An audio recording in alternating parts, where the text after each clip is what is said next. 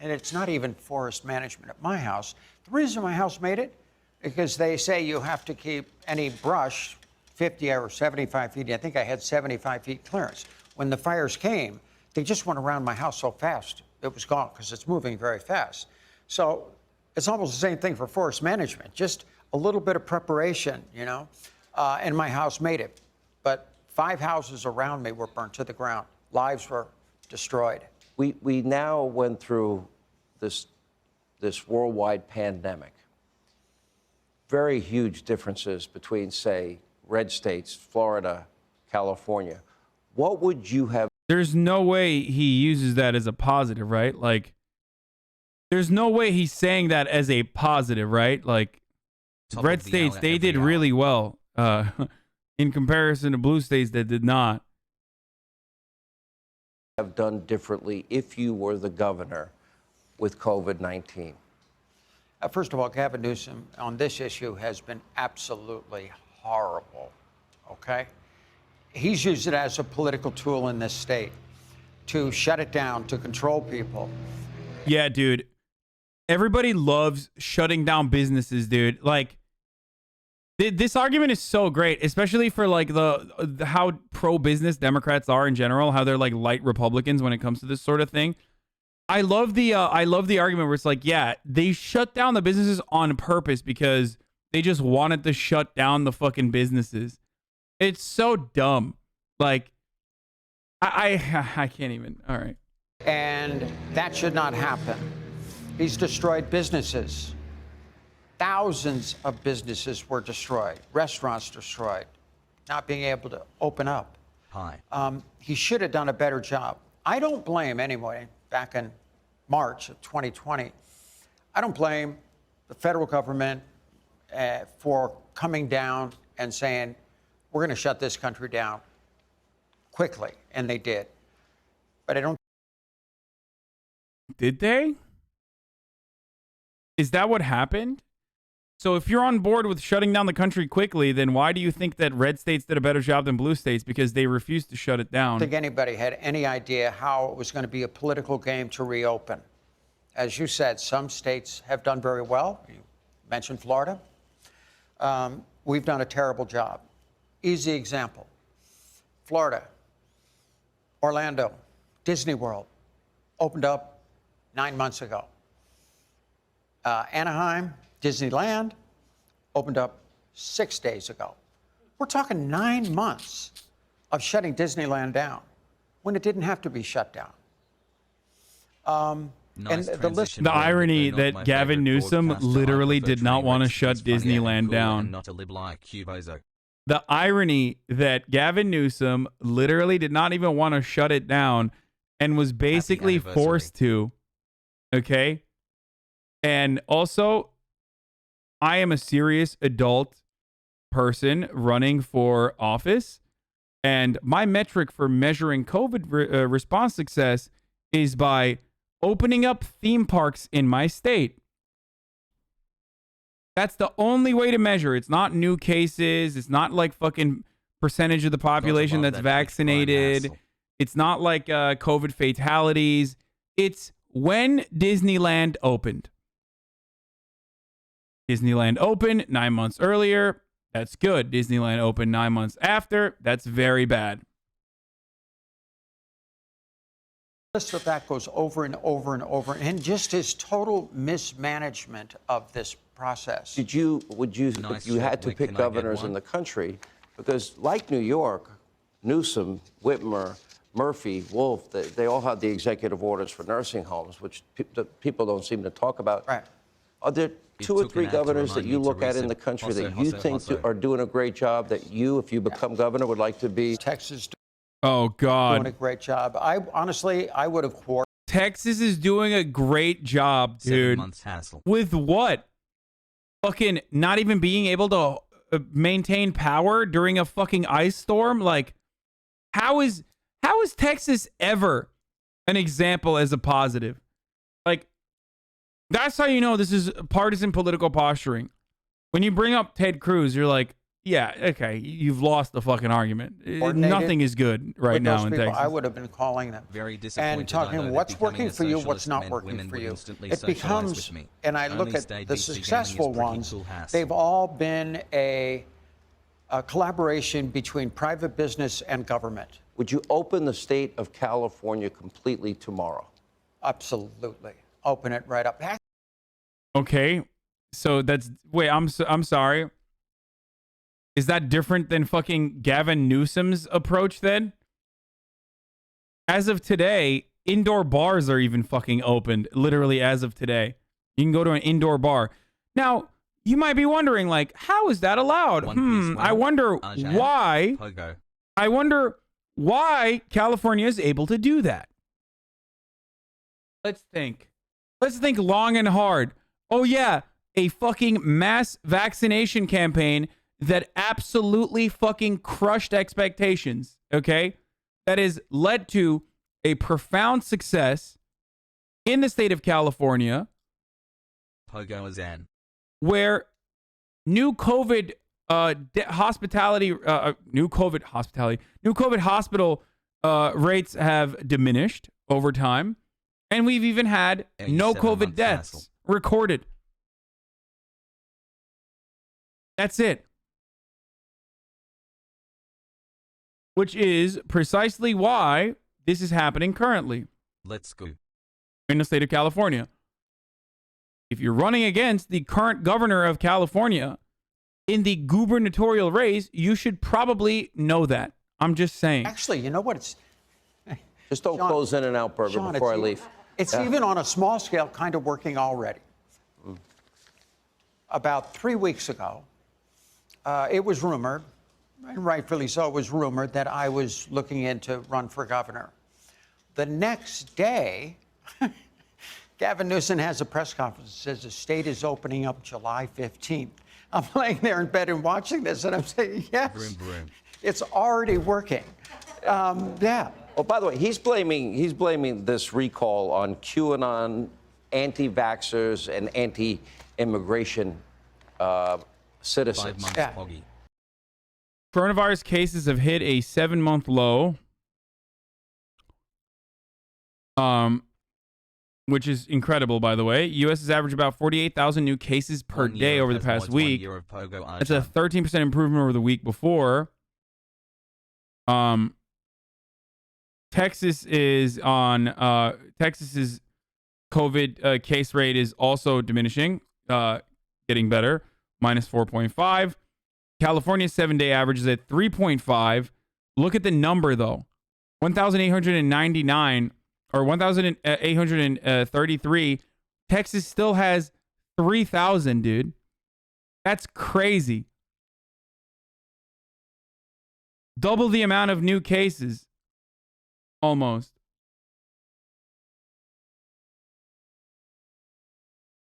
Florida. 4,595.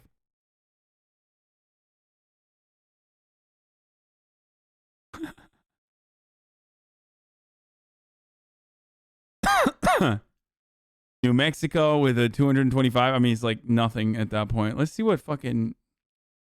Holy shit, New Jersey's doing really well.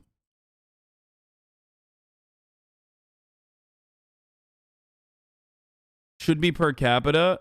No, it's not per capita. It's just totality. And that's a decrease. This is like Florida doing well, boys. Anyway.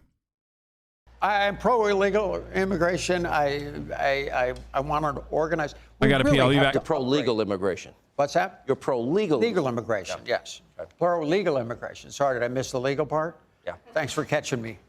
Yeah, you got my back, Sean. I appreciate that. Oh, I thought, no, I knew what you were saying. Yeah. So, hey, Sean Hannity here. Hey, click here to subscribe to Fox News YouTube page and catch our hottest interviews and most compelling analysis. You will not get it anywhere else. God damn it, dude. I like literally got up to pee and I couldn't. Southern California Okay. for our exclusive interview with Caitlyn Jenner, running to be the next governor of the great state of California to replace Gavin Newsom.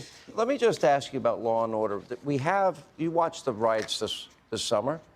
some Democrats and media people wouldn't acknowledge their riots. I have statistics in LA, 465 shootings since January 1st, up 67% from last year. Homicides up 26%. When you look at LA County and outside the city of Los Angeles, well, homicides up a whopping 113%. And Gavin Newsom is going to release 76,000 additional inmates for good behavior. 63,000 of them committed violent crimes. Would you do that?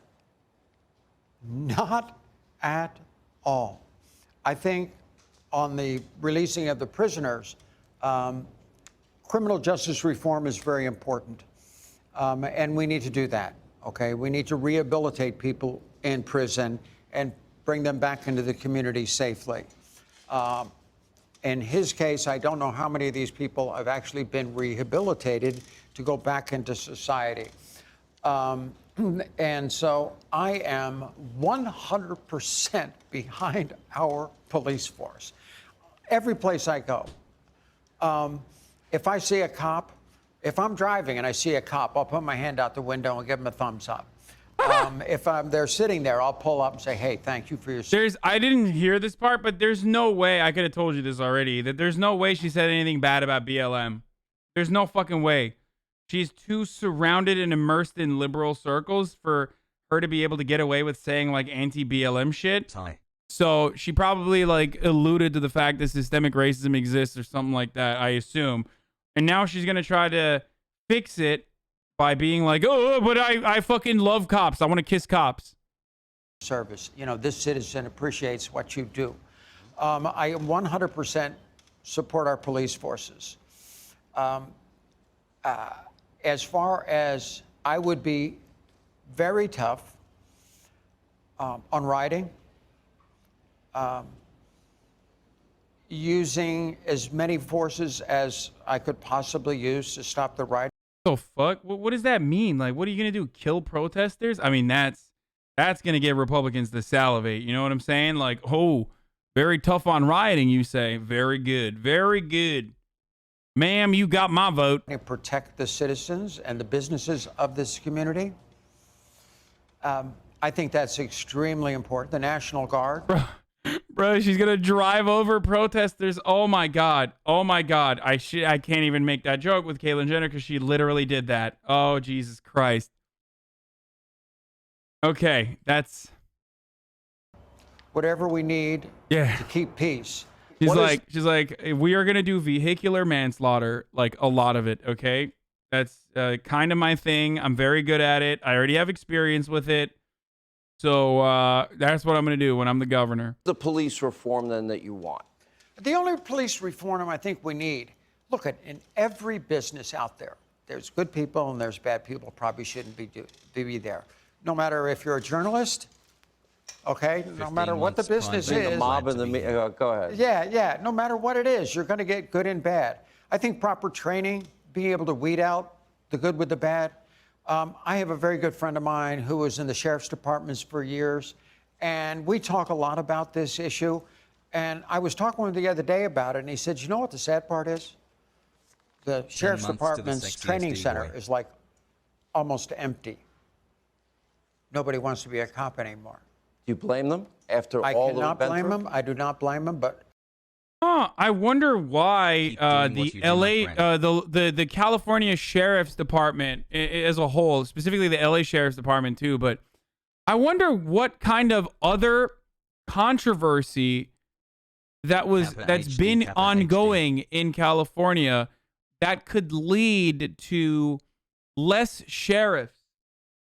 A mystery. Oh, maybe they're under investigation for like literally having white supremacist gangs within their ranks and very openly celebrating that. I don't know. That could be part of the fucking reason. Like literally, not one, but multiple gangs within the LA Sheriff's Department. Who knows? Straight up, by the way, that's a stolen content from Chapo. I've literally covered the fucking news on it before, okay? It's an ongoing thing, but Chapo did a very good episode on it as well.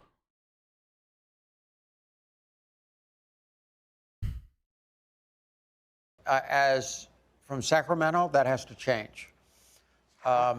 This is important. How do you change that? In other words, like for example, I would suggest more. Funny how you wokesters are so hypocritical. This is bait, right? Oh yeah, it is bait.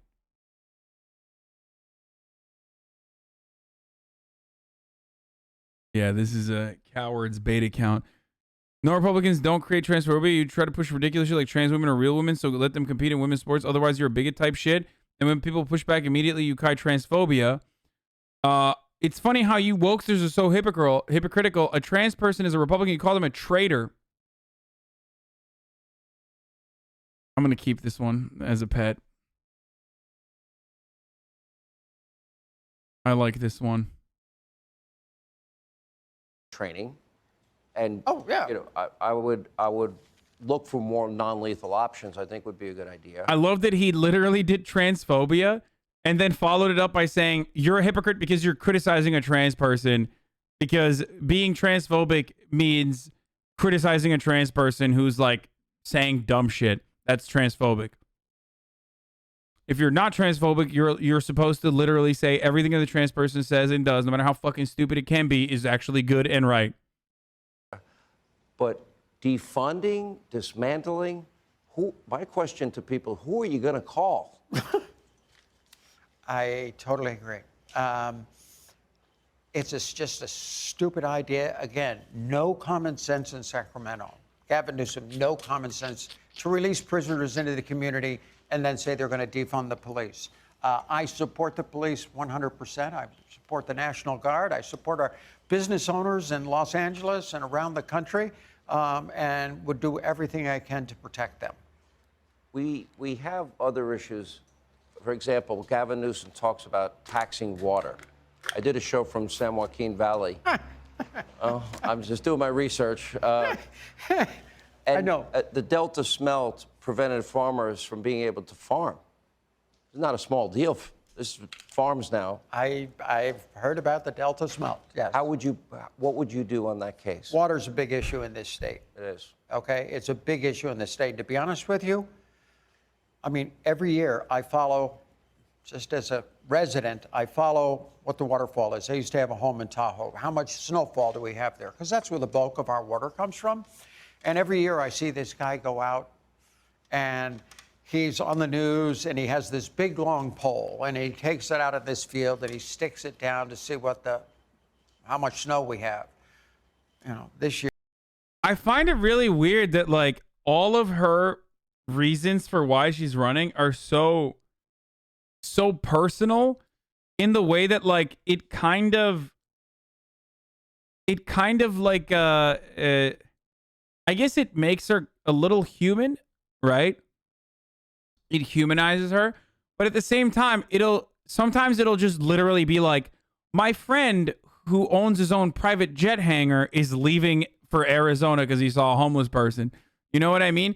It's like sincere, but because she's so fucking out of touch that like, well, I have this take on immigrants being humans because I know an undocumented immigrant who is really nice. Year it was only down maybe 3 or 4 feet. Other days, yeah, this is one big my friend's boat. We decided to go on my friend's boat at the end of the day, take over and over again. Like 10 feet, where he's like pushing the pole down. You're thinking, oh, we're in pretty good shape. Our water system's going up and down all the time. This year, we're down. We've gotten here in the Los Angeles area really probably only 2 good rainfalls. And you can see that from my house. You can see how the vegetation is very, it's not green. It's just because it just hasn't got much water. We are headed for a drought. That has to be looked at in advance. Here's my crazy thing. If California operated like Texas with regards to fucking water, I mean, I don't know how Texas water works, but as with regards to how Texas did their energy grid, we would literally be fucking all dead. The entire state would be dead. No, we're not taking water from Colorado going forward. We need to make sure that we have our own water supply. We'll be fine on our own. Fuck that. Thinking again, Sean. Logical thinking. Do people forget We are now California's a desert? spending Yes, they do. billions All the time. of My mom did dollars the other day. on this high-speed rail. Okay? They talk about it all the time between LA and San Francisco. And I'm going, why are we doing that? I can get on a plane at LAX and I'll be in San Francisco in 50 minutes. You know, why do we need high-speed rail? Why don't we do this? Why don't we invest that money in desalination plants along the coast? Take that water, and anytime it's a bad year, desalinate the water, have some pipes going over the mountains out to the San Joaquin Valley for all our farmers, have it down here. We're in the Camarillo area. You look right over here. I drive through the farmyards every year. Why don't we just start to look at it? Wait, is desalination even an acceptable and sustainable method? Is CJ the only homophobic Isn't this and literally transphobic like trans the same person? energy Why as the hell? as like why don't you nuke the ocean or no, why don't you nuke the tornado? Like that's like it's like super obvious, right? It's like a baby brain take to be like, why don't you turn salt water into fresh water? Duh. Like that's what a child would be like. You're not the first person to come up with that theory. Hassle, hassle, hassle. Like you didn't come up with that. Obviously, other people also thought of that before, and there's a reason why we don't do it. We really need like a ton more green energy for that to be cost-effective way to get fresh water. Wait a second. Maybe water is a bigger issue than trying to move a few people Believe it or not, fast. 33 years ago when I started my radio career, that was a big issue in Santa Barbara. Hey, Sean Hannity here. Like I literally, I've thought of that. Like that's like Hello. me in Subnautica. Did I say Los Santos? Shut the fuck up. 26%. When you look at LA County and outside the city of Los Angeles, well, homicides up a whopping No, he said Los Angeles. He didn't say Los. 100 and He did not say Los Santos. Okay, so we're going to talk about Florida, my favorite state, of course, in the nation. Probably the best one. Don't know how it just survives as a state. I don't know how the fuck they... I don't know how they get by. I don't know how they do it, but they fucking do it, boys. The heart of America, the greatest country, the greatest state, and the greatest country on earth, okay? Florida. So Governor Ron DeSantis, who is, one of the worst people in office right now, and that is a list of horrific monsters. So that's pretty respectable. Ron DeSantis decided to... What the fuck is this? We Want Kate? Please play the song. Ayesha Erotica. We Want Kate. Okay, I can't do that. It's leaked. I don't want to get DMCA'd for some fucking dumb shit. I don't know what this is. But Ron DeSantis in Florida, okay? We're talking Florida. Greatest state. It's Ron DeSantis decided to sign some new Florida voting restrictions Any into primers? law Also yesterday. getting a therapist today, poggers. In a very unique move where I believe this was like a close circuit reveal. Like he wanted to do like he wanted to unroll the Florida voting rights. Okay. But he wanted to do it like a YouTuber who's unboxing. So he limited the outlets that were there and did a Fox News exclusive. Everyone, I'm Tanya Rivero. Thank you for joining us. We begin this hour in Florida, where Governor Ron DeSantis has signed new voting restrictions into law. The Republican says the new measures will help solidify public faith in election systems. This comes just months after the governor praised the security of the 2020 By the way, that's part of the reason why there's no I don't know. elections. Hold on. Critics accuse DeSantis of trying to make it harder for people to vote, particularly voters of color. I love when first of all, bitch, Donald Trump won. Like, what do you want? He won in the state of Florida. So, like, obviously that means that Florida's elections were intact and perfectly fine. So even after that, they're like, we still got to do something. We still got to do something. It's not enough that he won, because Democrats still voted, and I don't like that. Okay? The new restrictions place limits on who can drop off ballots. So this is great. You know, basic stuff. Who can drop off ballots at drop boxes. Requires voters to sign up for mail-in ballots every year. Prohibits any actions that could influence those standing in line to vote. What an incredible way to fucking cover this, by the way. That is already a law. You cannot, it's called electioneering. There are electioneering laws in every state. This is not that. This provision is to prohibit people from giving water and food, similar to the Georgia law in the state of Florida, if people are waiting in line. For the record, it is literally illegal to do electioneering already in the state of Florida and everywhere else. This is just banning water and food at lines. Ballots and when they can do so. It also requires voters to sign up for mail-in ballots every year. The law also prohibits any actions that could influence those standing in line to vote. That means nonpartisan groups can no longer hand out food or water to people waiting in the hot Florida sun. Governor DeSantis signed the bill live on Fox News earlier this morning. Look, I'm not a fan of drop boxes at all, to be honest. He literally did a Fox and Friends exclusive, dude. How crazy is that? Like, he just did a Fox and Friends exclusive. Like, he apparently they wouldn't allow local news to be there to film it. Bitch, you're the governor of Florida. What are you doing? Like, it's ridiculous. Like, how are you going to fucking restrict your own state's local broadcasters from attending this signing ceremony to give the rights to, like, Fox and Friends, dude? That's wild to me. It's an incredible thing. Be honest with you, but that legislature wanted to keep them, but they need to be monitored. You can't just leave these boxes out where there's no supervision. Again, I want to ask Ron DeSantis, like, why are you doing these? Why are you, if all of these restrictions were not in place and Florida still ended up voting for Donald Trump, so what's up? Are you saying that your state elections were fraudulent? Like, why would you add additional restrictions if your system was working? It's kind of confusing. Kind of weird, dude. Kind of weird. I don't know what's going on there. Where they're in all hours of the night. So the drop boxes will be available only when they're monitored. So I don't even have a problem with, like, limiting the areas of drop boxes. Like, it's kind of stupid to do so because they're already incredibly secure. But let's say you limit the areas where you can have drop boxes, right? To election stations, to polling booths and whatnot. What is really fucking insane about that is that they are restricting it to business hours, dude.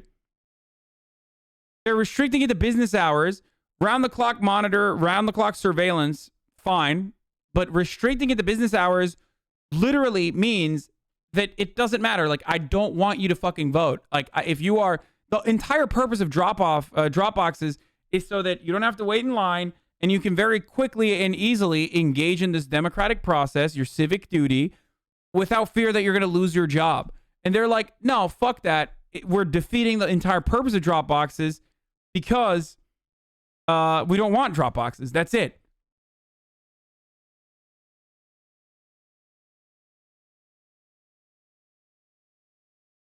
It's such fucking dog shit. It's such dog shit. And the exclusive purpose for this is we don't want poor people to fucking vote. If you have a job, fuck you. We don't want you to vote, dude. We don't want you to fucking vote. Don't vote, you poor fuck.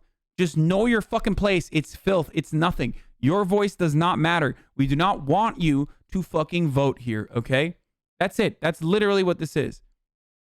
And during regular voting. Poor people don't know what boxes are. That's not what I'm saying, you fucking jackass. I'm talking about I'm talking about fucking having drop-off locations capped at within business hours, which literally defeats the purpose of having a drop-off or a drop-off location or a drop box in general.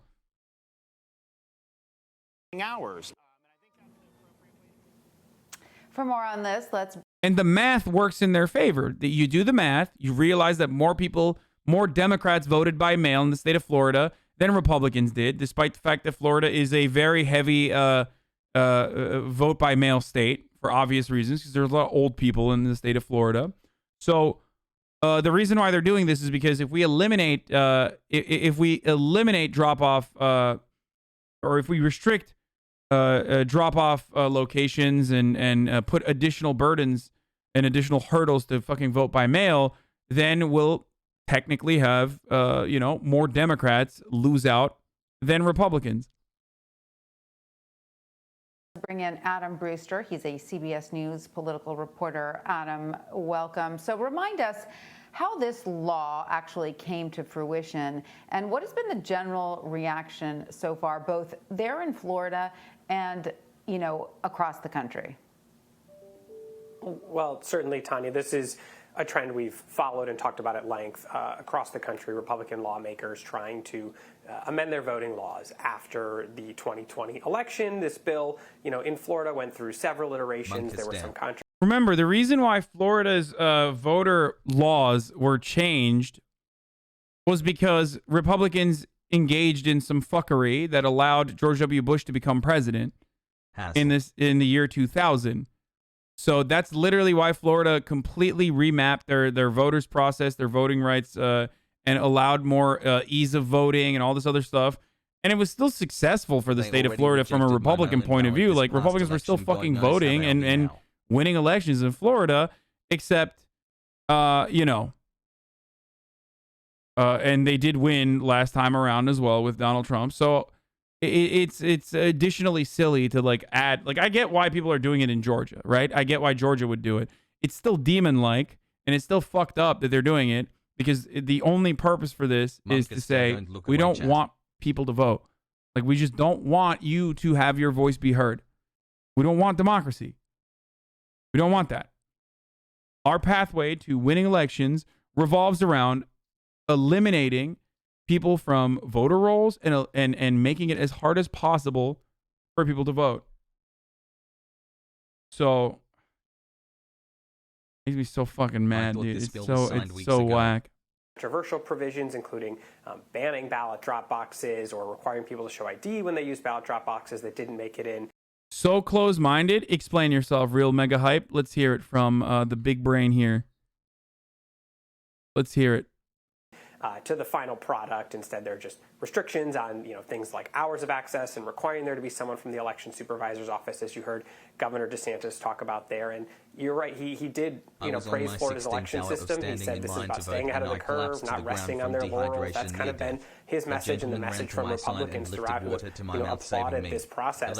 Democrats have pointed out that this comes after an election with record mail voting, and when Democrats cast about 680,000 more mail ballots than Republicans did. And they say this is about, making it harder for people to access mail ballots. The president of the NAACP, Derek Johnson, called it a blatant and calculated attack on the right to vote. He said we should be working to expand voting to strengthen our democracy as opposed to restricting and limiting the American people's sacred right to participate in elections. He called the new bill a horrifying reminder at the fragility of democracy. That is sort of been what we've heard from Democrats, voting rights, civil rights. Yeah, I just talked about that. Governor of Florida, Ron DeSantis, literally did not allow any media to enter the room for the signing ceremony except for Fox News, so he could functionally make this a Fox and Friends exclusive. I can't believe this guy just comes in here, says I'm fucking closed-minded, and then just leaves. This shit makes me so mad. Idiot. Rights groups, in states around the country, not just people Florida, cry about not having a diversity of opinions on this show. I'm so fucking so, one-sided. And then as soon as I want to hear from them, they're run away like a little bitch. Democrats have any way to combat this law down the road, or some of these voting rights activists you were mentioning? It's through the courts, and we've already seen at least one lawsuit that's been filed challenging some of the provisions in Florida's law that add some of the new restrictions. We've seen groups challenge laws that have been passed in Georgia, in Iowa, and Montana. What the fuck are the Republican arguments for this? They just create a boogeyman that does not exist in the form of voter fraud that literally does not exist. Like, it's just not a real thing. It is not a, it is never been, and it will most likely never be a genuine problem that changes the outcome of elections or anything like that. And Republicans lie routinely and say like voting fraud is something that happens all the time, and that's why we need to have these protections. It literally doesn't happen. It's not real.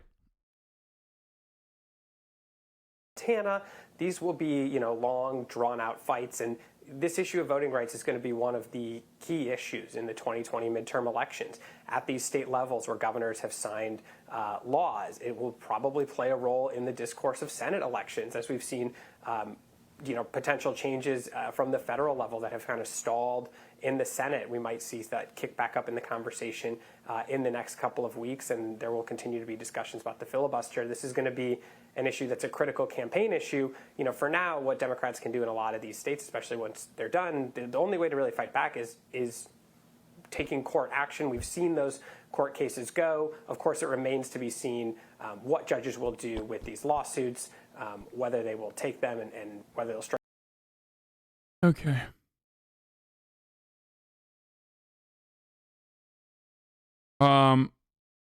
Jordan Peterson on the emptiness of hookup culture. Is this an old episode? Jordan, one of the things that Is this an old episode that like got resurfaced or something? I think really wonderful, and I hadn't heard you talk about it a lot before. You've done it in some of your lectures, but it hasn't been the main theme. It's sort of the relationship question. How do you maintain romance in your relationship?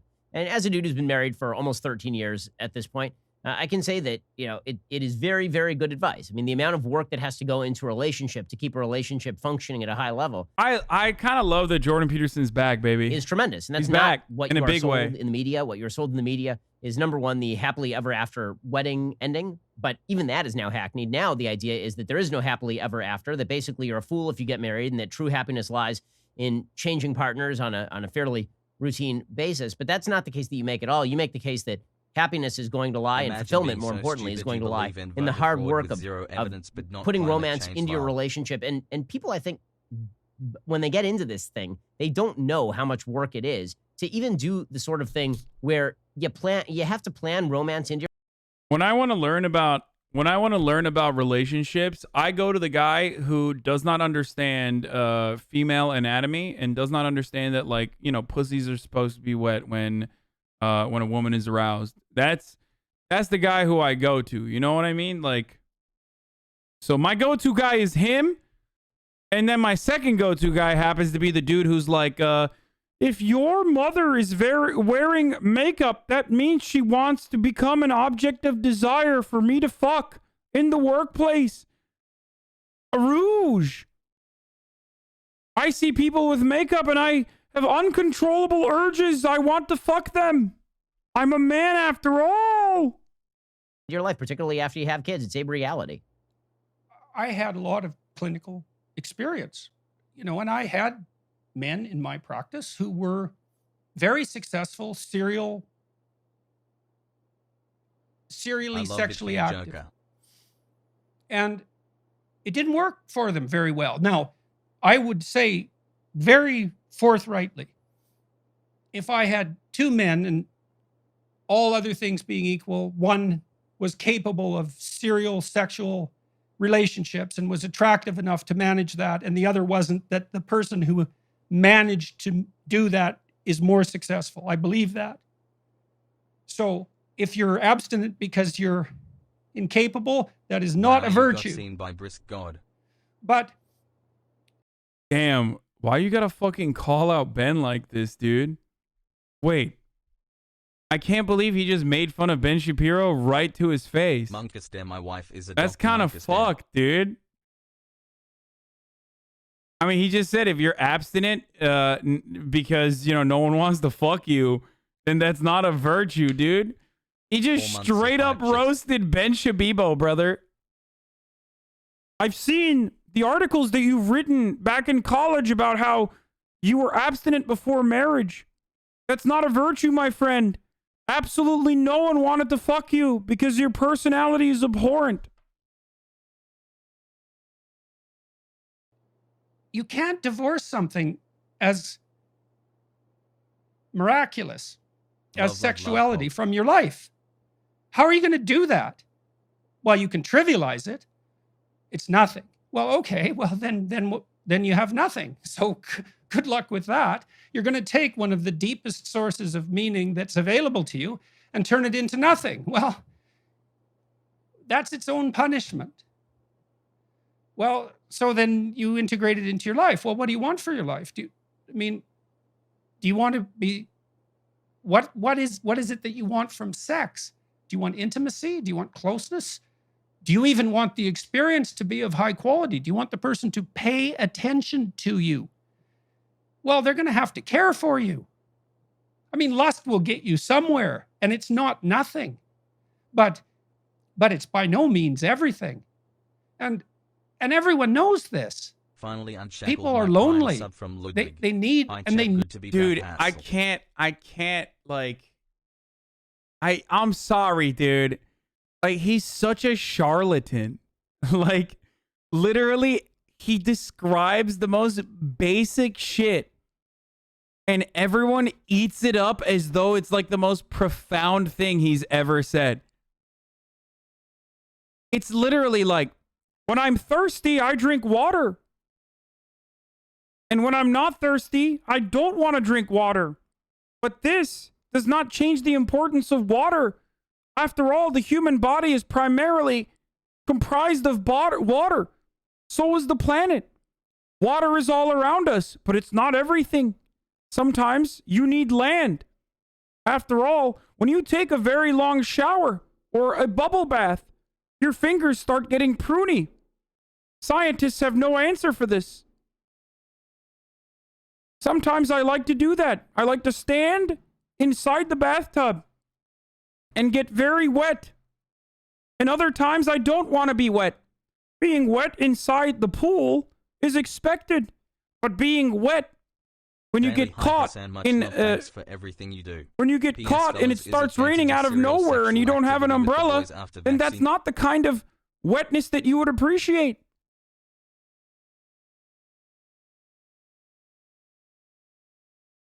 That's it. And then boom, like fucking everyone's like, "Oh my god. Oh, he speaks to me. He speaks to me so much." Book deal when? Exactly. He has an install audience. How is this not good for him to say? It's what he's saying right now is not even bad, by the way, but it's far from profound. Okay? That's my point. Like, he literally is basically just stating that it's understandable that people desire sexual experiences with others, okay? But it's not the end all be all, and human beings want companionship beyond that. And if you are a charismatic individual who's like good looking enough to be able to fuck many people, okay, or like become a serial dater, as he was trying to say, that is not fulfilling in the end, because you lose sight of companionship when you're doing that. That's all he said. None of that is profound, even remotely profound. Why are you hating? You rarely say anything profound. Yeah, but that's the difference. No one is expecting profound sentiment from me, but everyone makes it seem as though everything that Jordan Peterson said is fucking brilliant. That's the hilarity. Need someone to communicate with, and they need someone to tie themselves together with, so their lives make a rope. They need someone to communicate with when times are good and to share their triumphs, and they need someone to share their catastrophes, and they need a framework that's stable so that they can have children.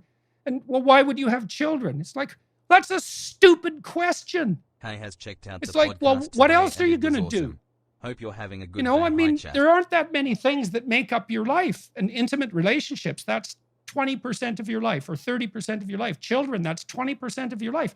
Now, you can get away with neither of those, but you better have a walloping career or a tremendous aptitude at something creative and remarkable. And maybe you can do that. Maybe that'll be enough for you. But I've seen that unidimensionality work out well and very, very, very, very, very rarely. So, and you have children because you you'll never have the opportunity in your life to have as high quality a relationship with anyone as you could potentially have with your child. So you're going to forego that?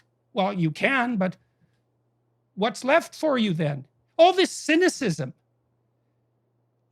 You know what? It's aimed against blind obedience. It's like, fair enough, okay? So I would take a cynic over someone who's blindly obedient any day, especially a cynic who was once blindly obedient, because at least then they had managed that. But if you're really cynical, you criticizing Jordan Peterson is like a dog criticizing a human. Burn your shirt. I love this guy. Okay, I'm glad we didn't ban him. you move past cynicism. You doubt your doubt, and you start to notice, and then you engage in your life. And so young people are being sold a shoddy bill of goods. Even if you're successful at what you pursue, say serial sexual satisfaction, Tinder, you're a hot Tinder item. It's like, well, if you're a male and you're attractive and you have an endless array of willing females, it's a gateway to psychopathy as far as I'm concerned. What? Dude, come on, dude. Please, bro. Like, anyone with credentials in psych saying some shit like this should literally have everything taken away from them with respect to that field, okay? Like, he literally said, if you're a hot dude who women want to have sex with on Tinder, that's a gateway to psychopathy. Because what, like, you act out on those desires and you fucking, like, develop psychopathy like a disease? What no pussy does to a motherfucker, what too much pussy does to, well, that's not him, but, like, that's crazy to me. Because you have to divorce your sexuality from the humanity of the people that you're engaged with sexually. Well, all that's going to... Why? Why is there no, like, consensual feeling targeted? No, I think it's so fucking idiotic that, like, there are people that are fucking sick and act out on their sexual desires or have relationships with people primarily based around sex and they're not fulfilling even remotely.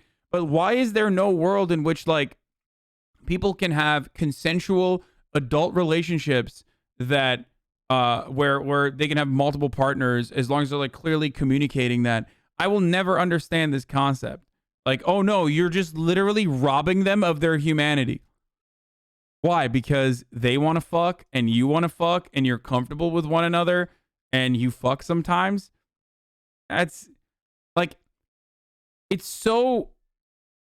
He has horse blinders on to how relationships operate beyond his own, like, anecdotal or rather personal experience, where, like, it literally can't happen.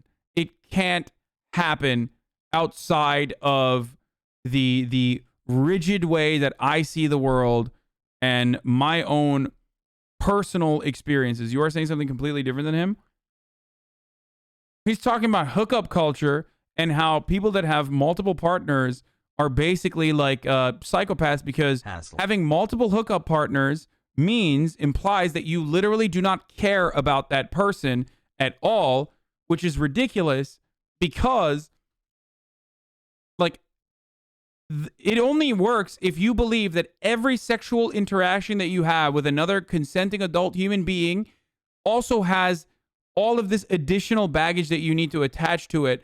And, like, basically what he's saying is you fuck, you are in a relationship. That's it.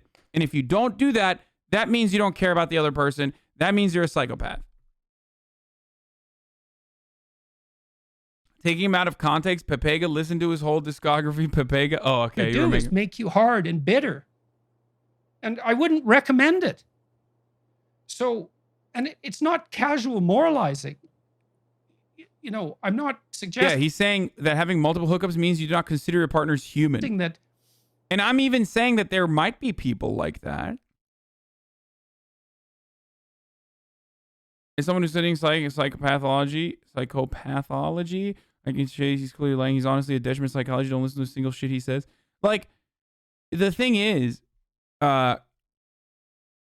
Like, there are people like that. There are certainly sociopathic individuals or whatever who may be hooking up with multiple people. There might be selfish people who are hooking up with multiple people and like don't care or consider their partner's wishes or interests.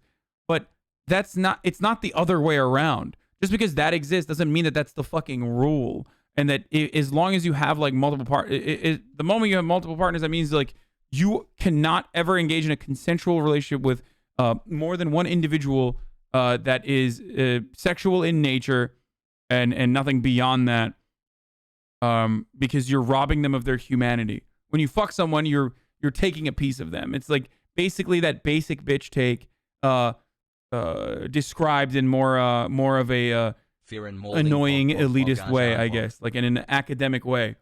The take here is literally when you fuck someone, you take a part of them with you everywhere you go. Naive abstinence is the right solution. But we're not doing a good job, Ben, of communicating the fundamental values of life to our young people. I got a story to tell you, man. I talked to this woman this week, Yeonmi Park, and she wrote a book called In Order to Live. She's an escapee from North Korea. And like she had quite I thought what he said is having lustful sex is less satisfying than romantic sex, and someone with a lot of women can become egotistical. That's not what he said. That's what you want him to say. He's taking it one step further. He's correct in his assumption that, like, I from my personal point of view, yes, lustful sex or pursuing sexual desire exclusively for like getting one out, rubbing one out, or you know, getting it out of your system is of course never going to be as fulfilling as a romantic relationship that you are involved with another human being and you care for them beyond like a companionship that is purely sexual in nature. But that's like a very obvious fucking thing. quite the life, man. Like starvation, then slavery. That kind of sums up her life. She had to sell her own mother, whom she loved. I mean, you just think about that for like 15 minutes and see where it gets you.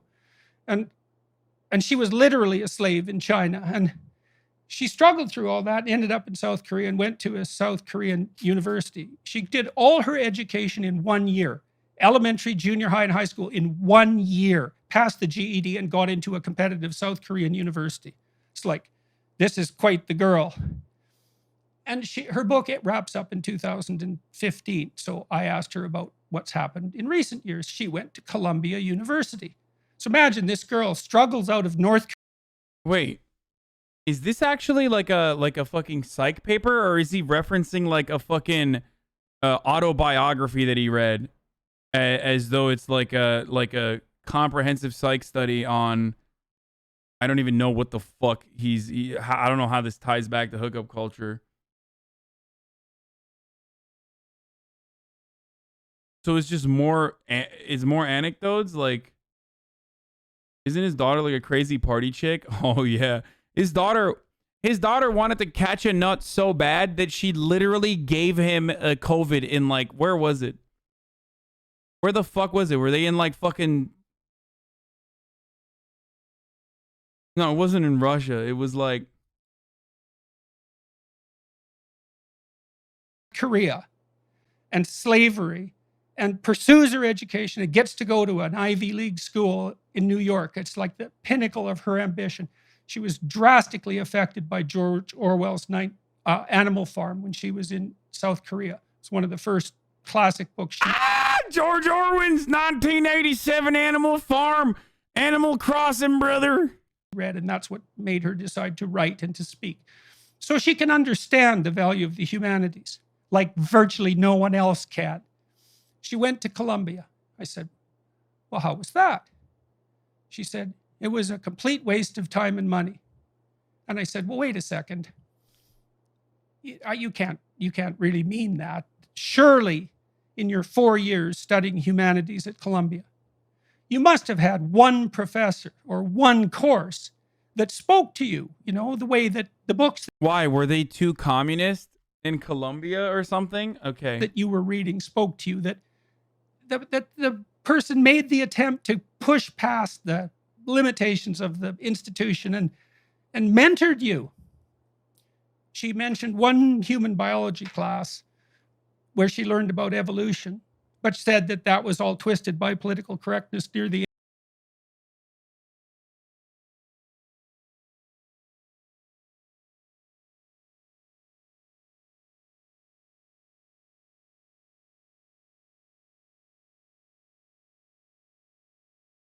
This is,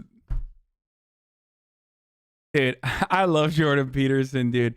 Every fucking story has to go back to trans people somehow, okay? You gotta give it to him. You gotta hand it to him. He's very good. He's very good at North Korean human rights activist, the author of In Order to Live, A North Korean Girl's Journey to Freedom, TED speaker, BBC's 100 Women, has a YouTube page.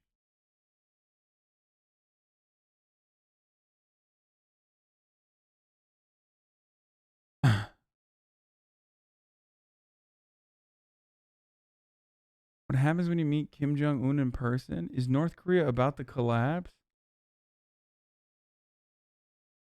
Breaking: Kim Jong-un's cruel order to sell dog meat. Kim Jong-un's Hunger Game. Okay. Dude, her Twitter account is insane, dude. Who to follow? Feet Finder? What the fuck is this?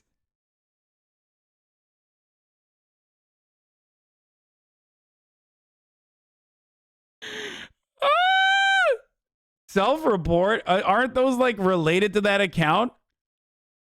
These idiots never think it's like related to that account plus my like I guess my algorithmic background, but I thought that was also like somewhat with respect to like whoever the fuck you got Feed Finder because I spam your chat full of feed stuff. Guys, I talk about my fetishes and things I like every day. Why the fuck would I be embarrassed if I liked feet? Like, why would I ever in a million fucking years not tell you that like I love those pearly little piglets if I actually liked feet? I don't know why you're saying exposed. It's like yesterday I literally talked about shaving my asshole. Like, you think I care? You think I would like, you think if I actually enjoyed feet, you think I would hide that? Like, I literally tell you everything.